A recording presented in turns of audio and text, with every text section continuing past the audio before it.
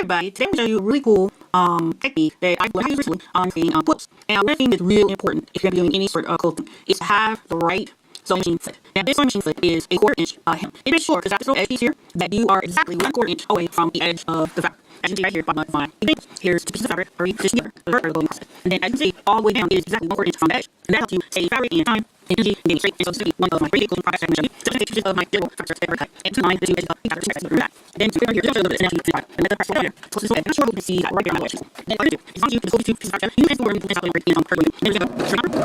I'm going to go back to the white and start taking this on. It's actually the easiest part here is that you go more than 1/4 inch. If you go weird functions that are once you're you really have to see. You pretty much see, I'm just feeding this through. So you better and now I'm going to sort it. I'm going to bring out some of that in the way. That's right. And that's it.